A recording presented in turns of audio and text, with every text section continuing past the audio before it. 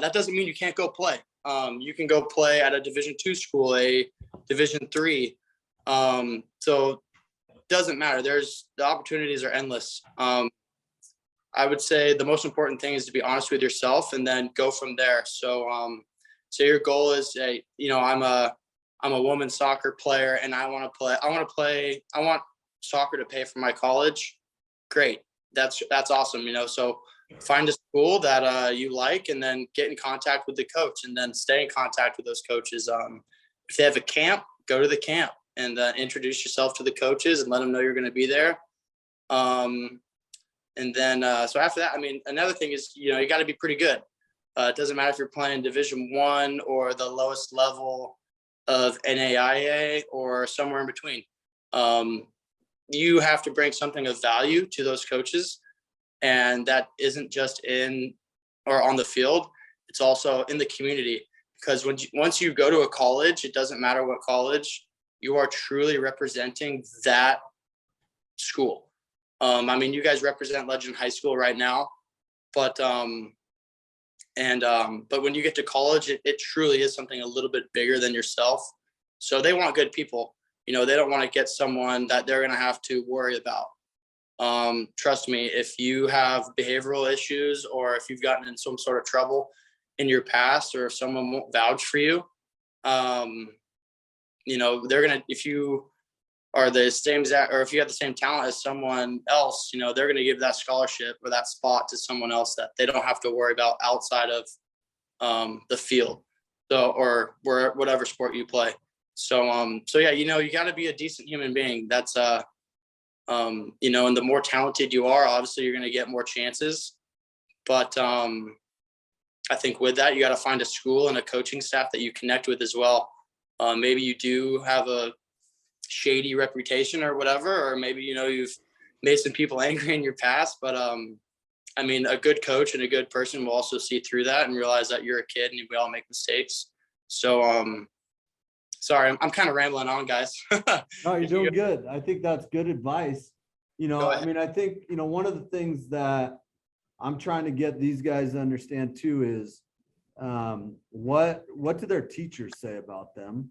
And then what do they want their teachers to say about them? And is there a difference between the two? And I think you're making a good point about, through that recruiting process. Like I even remember, with Derek, with Bobby, as an assistant coach, getting a huge packet on the type of person they were and getting phone calls for their, NBA and MLB draft, things like that. Like I want them to understand how important, their relationships with every person in the school is to their success. Yeah, they're really important. And that doesn't mean you have to put on a fake smile and say hello to everybody and be a, jolly good going person all the time. But it means don't draw extra attention to yourself. It means just be a decent human being. That's what it really comes down to. And, I can't tell you that I did that. Like I was definitely a troublemaker, and, I thought I hung the moon. I thought I was, some really important, special person, when in reality I wasn't. So no, you gotta be a good person. You gotta, again, those coaches that are recruiting you, they make money off of, the product they put on the field and the product they have in the classroom and all that stuff. So they aren't going to waste any sort of scholarship money or a spot on a team for a troublemaker. And that's just the way it is. There's always someone who's going to be a little bit better than you. So awesome. So Peyton, I think, one of the things, until you're in the mix, can you just talk about like what it takes to be a college athlete, a professional athlete, maybe the business side, but I think the work ethic too, because I think a lot of us say we want it, but aren't quite sure like what it really takes to get to the level that we're hoping. Yeah. Shoot. I thought I had a good hard work ethic before I got to college. And that was completely shattered in about 2 days. it was like, holy crap, this is the hardest thing I've ever done. You have to do all these things for your teammates and your coaches and practices, and then your recovery as an athlete. You got to feel good, XYZ, and then, oh yeah, you still have to go to class on time because your coaches are checking your classes. You have to get not the best grades, but you have to be able to pass and graduate. They don't want someone who's going to be a troublemaker in the classroom because they just don't simply show up. So it doesn't matter what level you go to, it's going to be hard. But I mean, if you really want to do something,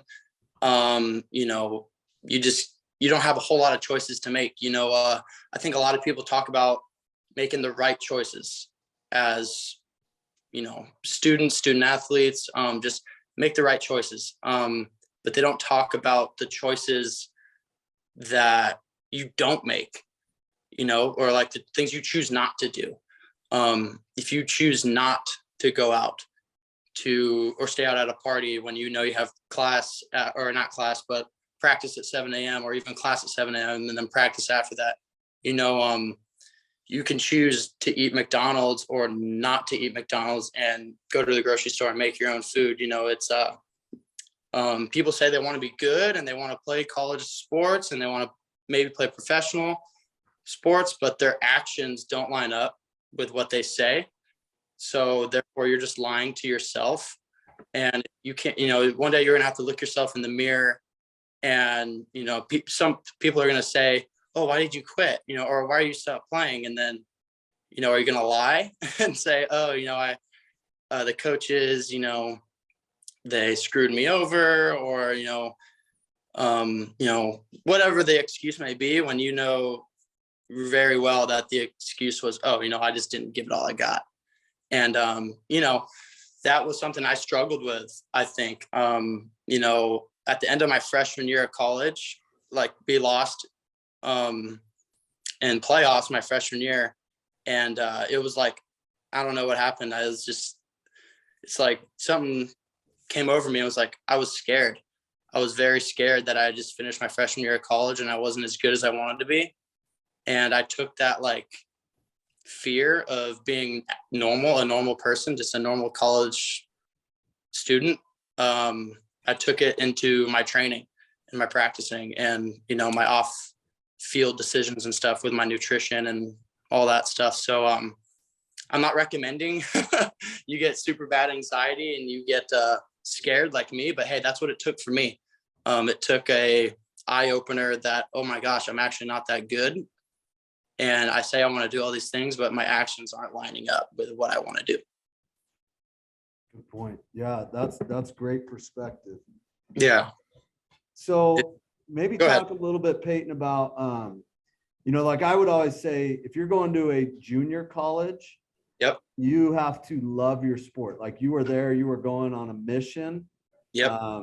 And I don't think we maybe necessarily understand the difference between junior college versus going to like a UNM and yep. getting a totally different college experience, and kind of what that junior college experience was like for you. So kind of explain that to these guys.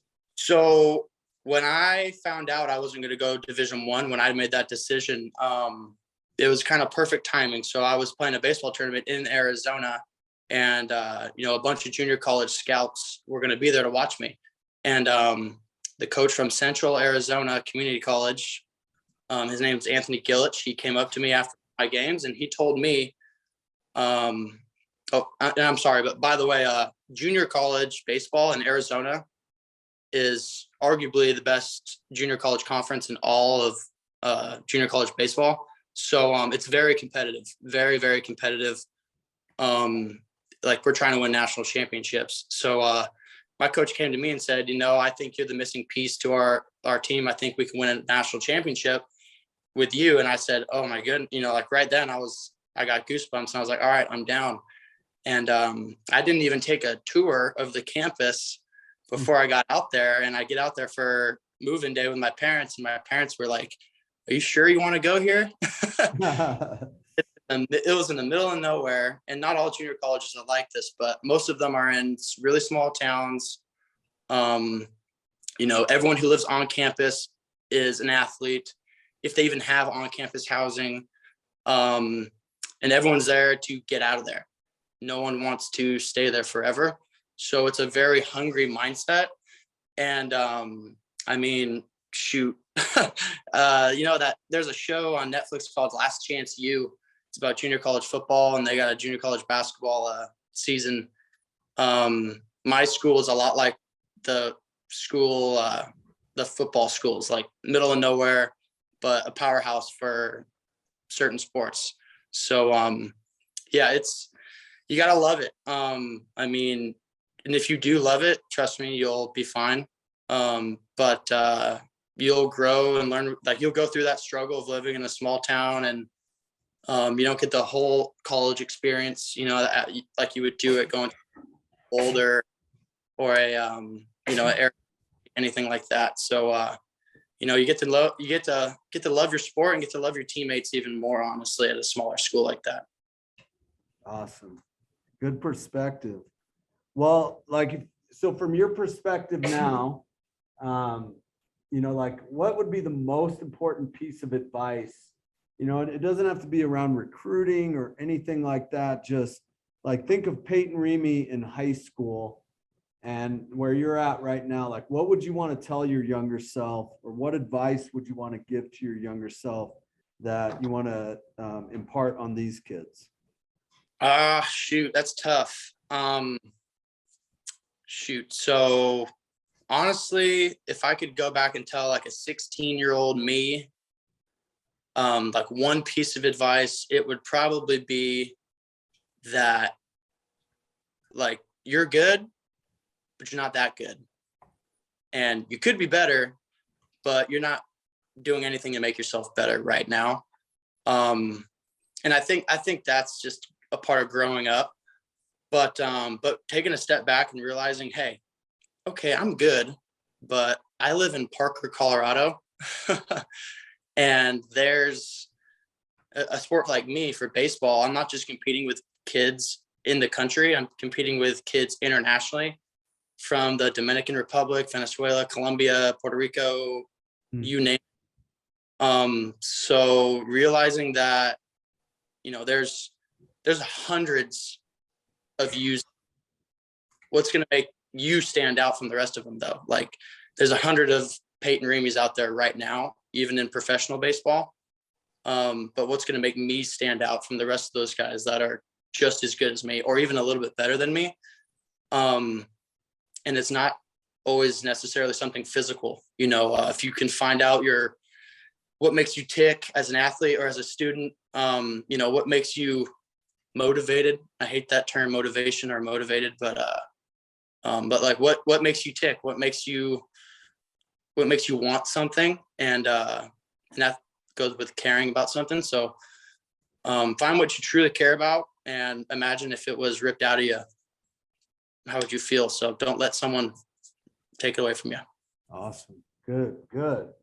All right. What questions do you guys have for Peyton? What are you guys wondering about? Give me something, please. Yeah, go ahead, Carson. Why do you not like using the term motivated? Did you hear him? Why do I like it? Why don't you like using the word motivated? Like, what do you mean by that? Because motivation can be turned on and off. It's like, oh, you got to find some motivation. If you truly care about, if you want something, you're not motivated, you're more driven towards it. You're not, because motivation could be, you got to find motivation to get your homework done. It's like, well, you don't care about your homework, so that's why you're not getting it done.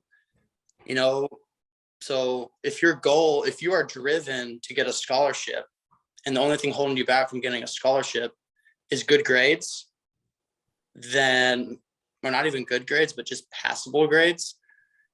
If you're driven enough, you'll be motivated to show up to class on time, turn in all your work. It won't even be a question. So that's why I hate the term motivation. So if I would have been told that in high school, like my mom, she was always, you got to find some motivation. You got to find some motivation to get it. But if she would have been like, hey, you say you want to do all these things and your actions aren't lining up, so you're a liar. Good point. Yeah. That's why And I think a lot of freshmen and sophomores are battling that. They're lying to themselves. Go ahead, Nick. What is your arm care routine after you pitch? Ooh, it's very well. Actually, I am pitching today, so after the game, I'll go into the training room, and we have different technologies and stuff that you guys have access to. But it's after the game. It's nothing too crazy. It's more of a cool down. That's just right after the game. It's a cool down. I get my body feeling I don't know, back to normal, because you're all amped up on adrenaline and maybe some caffeine, too. But the next day is a big one. I work out. I do a total body lift, and then get a soft tissue massage on my arm and my back, and do different blood flow restriction things that help my arm, and I don't know, try to get 8 or 9 hours of sleep. It's probably a big one, sleep and hydration. So awesome. Good. Yeah. E. What did your grades look like throughout high school and college? Grades through high school and college. Grades. I graduated from Legend with just under a 3.0 GPA, and that was doing the bare minimum, guys. My mom worked at Legend High School, and I didn't even go. My mom worked there, and I still didn't go. So I got a 2.9 or something like that, bare minimum, doing the bare minimum. And then in college, I actually made the dean's list 2 years in a row. So why did that become important to you all of a sudden? Because I didn't want to be the guy that got made fun of on the team for passing. I saw what happened to those guys, and when the grade reports come out, everyone knows everyone's grades. It's, hey, Johnny hasn't been to math class in a month. And then everyone gangs up on Johnny, and he is not trusted on the team. And like I said, when I went to junior college, that the band of brothers that we had, I just didn't want to let anyone down. It wasn't even my coaches. It was just my teammates. I just didn't want to let my teammates down. So literally I just showed up and asked questions and turned in my work. And I got cool with a couple of professors, and they gave me A's when I should have gotten B's. And my math teacher, he should have failed me, but he ended up barely passing me because I just talked to him. I sat in the front row, and he knew I was a baseball player, and he knew I was pretty good, and they needed me to play. But if I would have been a jerk and didn't show up all semester, he would have failed me instead of giving me a C when I did not deserve it. So awesome. Yeah, good perspective. Okay, so I hate to wrap this up. No, you're good. We're running out of time. Any words of gratitude or things you learned from Peyton that you would like to share? Okay, something that stood out or something that resonated, or just being grateful that here he is ready to pitch tonight professionally, and he's willing to spend time with you guys.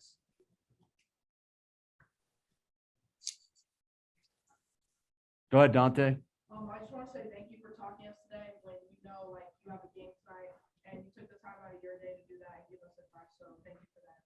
Yeah, of course. I owe a lot to people, a lot of people at Legend. I think one thing I'd still tell myself today is just find a way. I don't know if that's still up in the hallways or anything, or on the shirts or anything, but it sounds a little old school or whatever. And it's oh, well, it's hard. Well, find a way, get the job done. So you guys are in a good spot. I wish I had a program like this, and maybe I would have gotten above a 3.0 if I had a program like this. Who knows? No doubt. Anyone else? Last words. Yeah, thanks, Kale. I'm grateful for you telling us things that you wish you were told when you were our age, so it could really motivate us and make us better people. Awesome. Yeah, if you want something, go get it, man. It's there's a blueprint. You can follow it. You're not the first person to ever do it before. Yeah, good point. Well, Peyton, I can't thank you enough, buddy. We are all proud of you. Did I hear you have 2 kids now? Is that one due in July? So yeah, 2's coming in July. Congratulations, buddy. That is awesome. Good for you. Thank you. Hey, before you take off, how can these guys kind of follow your story, your life? You got Instagram, Twitter, something like that? I'm not on Twitter anymore. That's a good thing. I'm on Instagram. It's just Peyton _ Remy. And I mean, you guys can just, I don't know, you can Google me if you want. My stats aren't that good right now, but hopefully in a few weeks they will be better. There you go. There you go. It's a process. We'll keep working hard. We're proud of you, man. Thanks, man. I appreciate you guys. And yeah, have a good day, guys. All right. See ya. See ya.